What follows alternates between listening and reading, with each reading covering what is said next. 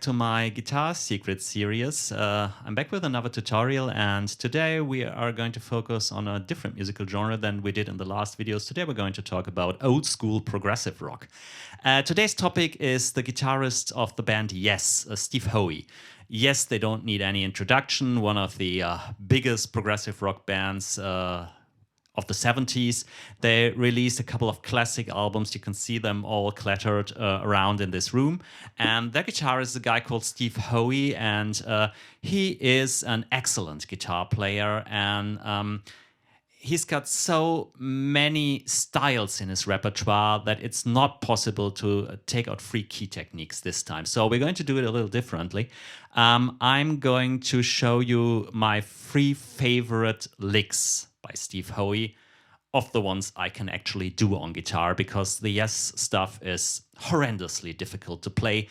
But I picked out 3 songs I really love by Seve Howe, and where I think his guitar work is really excellent. And I'm going to, well, shortly explain to you why I think this is also brilliant. So let's dive deep into the guitar secrets of Seve Howe. So, the first song we're going to talk about is Siberian Khatru from the album Close to the Edge, which was released in 1972. I think it's the most famous, most acclaimed Yes album. It contains 3 tracks. One is the long track, which takes up the entire first side of the vinyl. The other ones being 2 shorter numbers. Short means around 8-9 minutes. And Siberian Khatru is one of them. I'm going to, well, try to play the intro.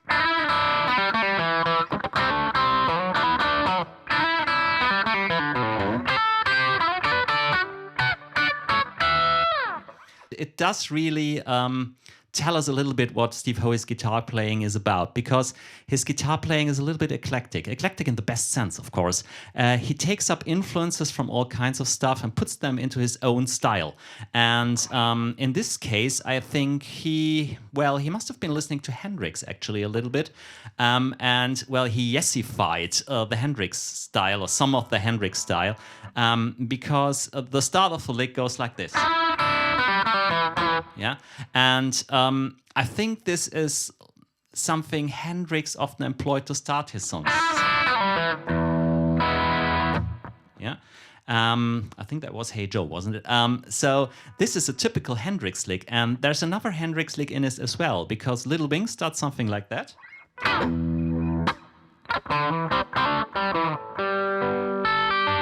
And you've got that later in the Siberian Khatru lick as well. In the bit where he really mimics a little bit the way Hendrix voices his chords or harmonizes his lines on the guitar. This is something Hendrix does. It's typical for him. And I think Howe took it into his own domain without copying it. It sounds like Howe, but it sounds like Howe like mimicking or more likely paying tribute to Jimi Hendrix as one of the great guitar players of the 60s. Later on, when he goes into the upper register, this has got something typically Howe, a rapid change of register on the guitar. First box, second box, and then he goes all the way up, and then even higher. And this makes the piece hard to play, because you have to keep changing repeteurs in very short time. One of my, or maybe my favorite Yes records is Fragile. Fragile is, by critics it was not received as well as the rest of the Yes catalog, and I don't understand why. Many people say just like odds and pieces thrown together, because every band member gets his own solo spot and everything, and there are not those huge long tracks like 18 minutes, 20 minutes long songs on the album.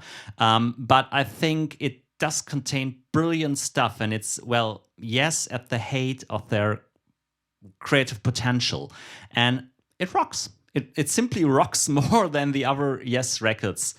That's subjective, of course, but I really like the riffs on that album, because they're like hard rock riffs, and they clash with these, intricate progressive song structures, which are typical for Yes. And I think you can see that best by the single, which was taken off the album Roundabout. And what I really love about that is that it's got a really rock and roll riff. I mean, Yes can play rock and roll. Who would have thought? It goes like that.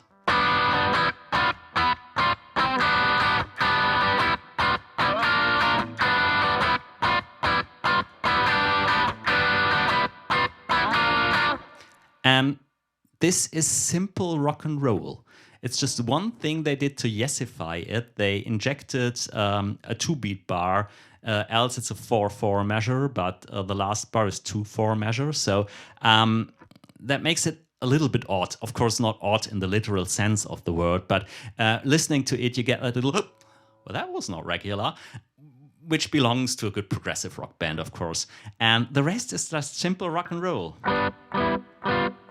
Yeah, typical progression like G major, 6th, 7, 6, yeah. I mean, you can listen to this kind of riffs in all rock songs they are. And I think Howe really strums his guitar hard on that once again.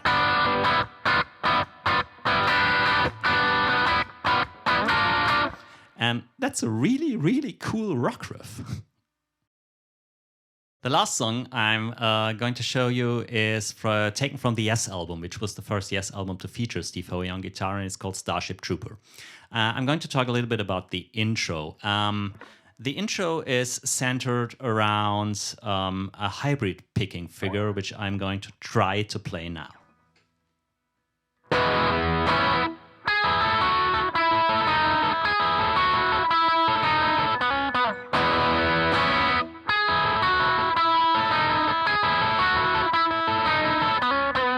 This is also typical for the eclecticism in Howe's playing. He takes something from one domain of music, like hybrid picking, which is deeply associated with the acoustic guitar, with maybe folk music, country music, blues music, and he puts it into that loud, electric environment, really distorted guitar playing. You've got the big rock chords at the beginning, which are contrasted by the delicate hybrid picking.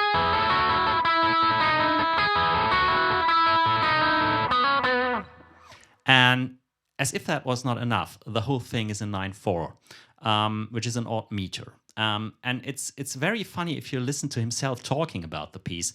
There's an interview on YouTube where he states, it just came to me naturally. I did not think about it. The moment you start thinking about it, it becomes hard, very hard.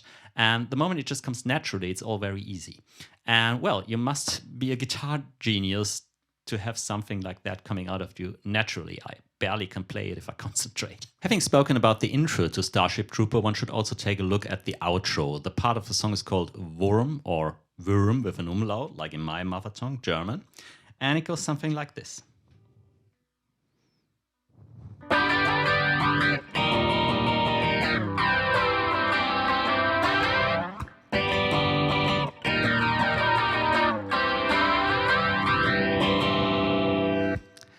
I love these voicings. I mean, it's just G major, E flat major, C. So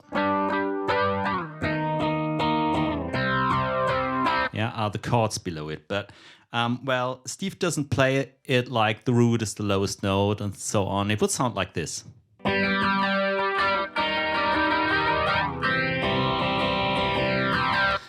And well, that's not as interesting. It's not as fat, isn't it? So what did he do? He just took his ring finger one string lower, and then he had the 5th in the bass, the D, in that case for a G major. And now it sounds like this. Making these chords so much bigger and more bombastic, and well, that really spices up the whole thing. And another little thing he does is he keeps the G string ringing throughout, and in each chord the G takes up another role. It's root in the first one, it's the major 3rd in the second one, and it's the 5th in the last one. And well, it keeps ringing throughout. Of course, it does give a little drone then, which serves like a little pad in the background. Really great work. I mean, how can you imagine something like that?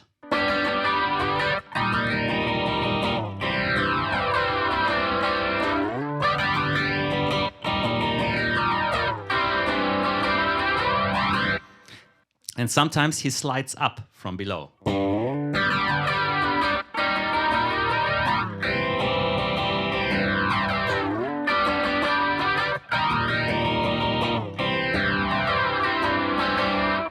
And that's a really great outro to the song. And I could go on forever, actually, and he does. It's very long on the record.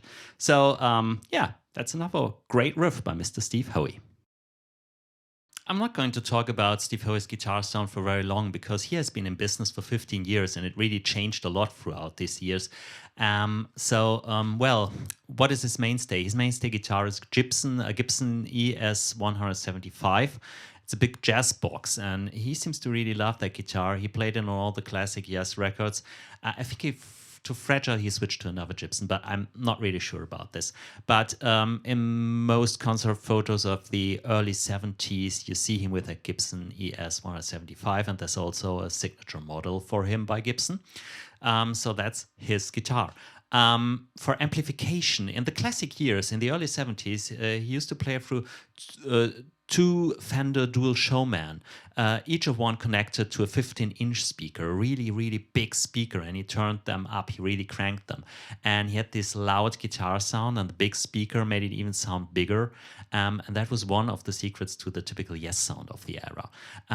What Steve did was he used to have one foot on the volume pedal, thereby adjusting volume and distortion of the guitar. And that really allowed him to create a plethora of sounds during Yes live concerts. Later on, he switched to Line 6 Helix, and well, since I'm an Helix user as well, I've got a preset on Custom Tone with which I did this video. You might want to download it if you enjoyed the guitar sound. It's for free. Link is in the video description.